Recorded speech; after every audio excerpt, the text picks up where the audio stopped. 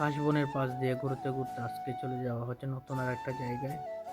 তো হ্যালো ব্রোয়ান, আসসালামু আলাইকুম। আজকে আমরা চলে গেলাম যে আমাদের পাশে একটা বড় একটা মলে।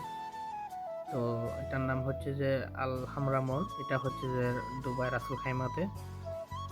আসলে কাজ আমাদের পেশা এবং ঘোরাঘুরি আমাদের নেশা, এটা বলাটাই সবচেয়ে উপযোগী। তো ঘুরতে ঘুরতে আমরা চলে যাচ্ছি আজকে মলের ভিতরে। সবসময় কাজের ফাঁকে ফাঁকে যদি একটু ঘোরাঘুরি না করে তাহলে মনটা একদম আনফ্রেশ হয়ে যায়। তো আমি আর আমার ভাই চলে গেছি এই যে মার্কেটের ভিতরে। তো আমরা এখন এই যে সিঁড়ি দিয়ে আস্তে আস্তে করে সুন্দর করে উপরে চলে যাচ্ছি। এখনো আমাকে বলতেছে, ভাইয়া চলেন আজকে একটু ঘুরে আসি। তো এই ফাঁকে দিয়ে আমরা গিয়ে চলে যাচ্ছি আজকে ঘুরতে। তো যেতে যেতে মানে এত বড় একটা মল, মানে এটার কোনো ইয়া বলে বোঝানো যাবে না। তো চলতে চলতে চলে যাচ্ছি যে সামনের দিকে। প্রথমে মনে করছিলাম একটা মানুষ এরকম দাঁড়িয়ে আছে আমার সামনে। এখন সামনে গিয়ে দেখি যে এটা মানুষ না, একটা পুতুল দাঁড়িয়ে আছে। এটার পেছনে একটা ব্যাগ লাগানো আছে।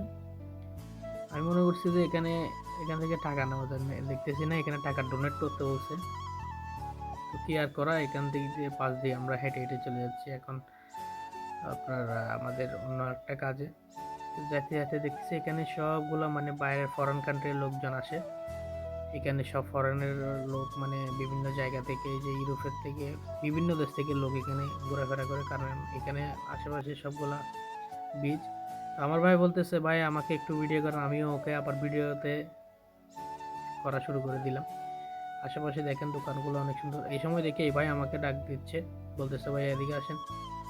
তো গিয়ে দেখি যে বলতেছে যে ভাই আমাদের কাছে ভালো ভালো পারফিউম আছে, আপনারা একটু চেক করে দেখেন। তো একটা মানে একটা কাগজের মধ্যে মেরে মেরে দেখাচ্ছে যে কোনটা ভালো, কোনটা স্মেল কিরকম, এগুলা। তো আমরাও একটা একটা দেখতেছি।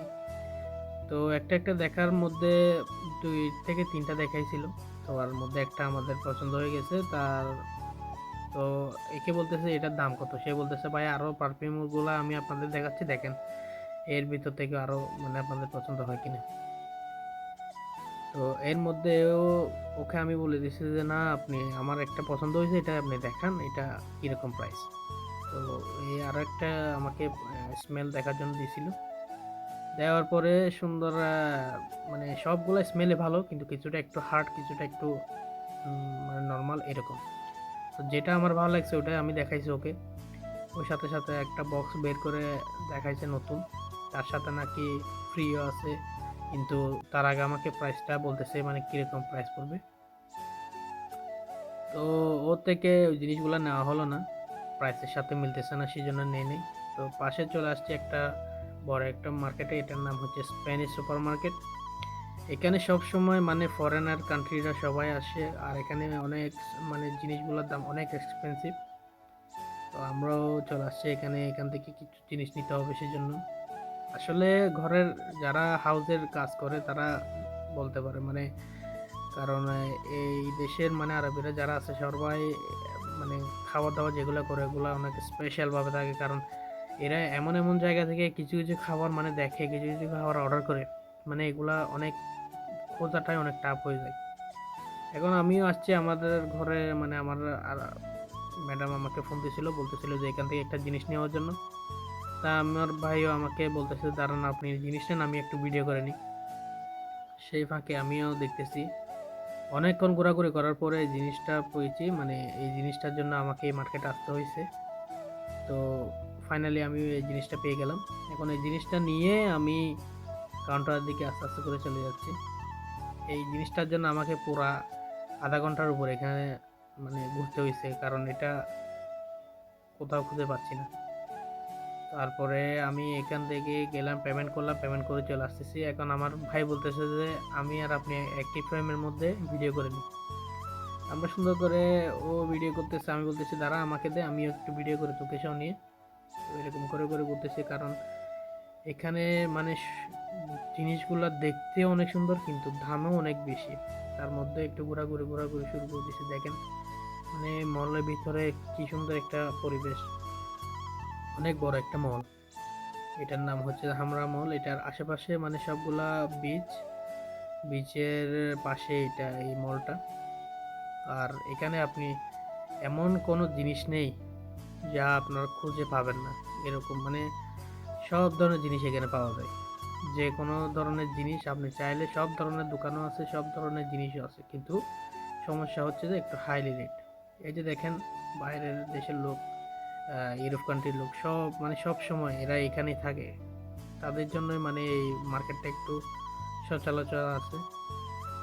তো আমরাও ঘুরতেছি, ঘুরতে ঘুরতে আমাদের কাজ সবগুলা কমপ্লিট করে আমরাও আস্তে আস্তে করে যাইতেছি, বাইরের দিকে আমরাও যাইতেছি। তো ওই সময় আমি ফাঁকে ফাঁকে দেখতেছি আমার ভাইও তাকে নিজে নিজে ভিডিও করতেছে, করে মানে এ, আপনাদের সামনে